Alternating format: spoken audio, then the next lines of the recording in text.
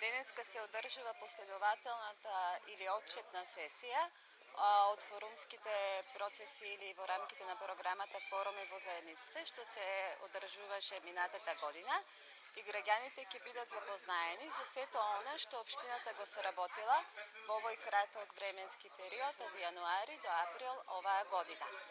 Како што сте запознаени, на сите форумски сесии беа предложени вкупно 120 предлози, од кои што 86 станаа составен дел од буџетот на општината, а 34 од нив не, затоа што не се во надлежност на општината или имаат некои имотно-правни спорови или пак се во приватна собственост.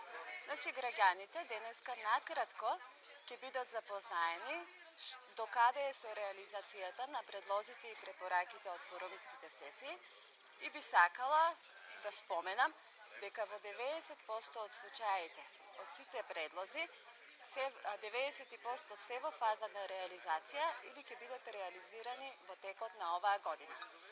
На последната сесија граѓаните избраа 3 приоритетни предлози кои што општината требаше да ги реализира.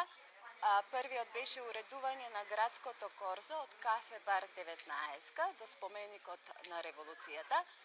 За овој проект тендерот е во подготовка и со реализацијата на градежно-изведбените работи треба се започне во периодот септември-октомври 2012 година.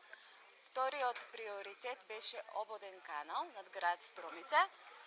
За овој проект на 26 април општината започна со изведба на работите и третиот приоритет беше отворање на центри за маргинализирани групи на граѓани.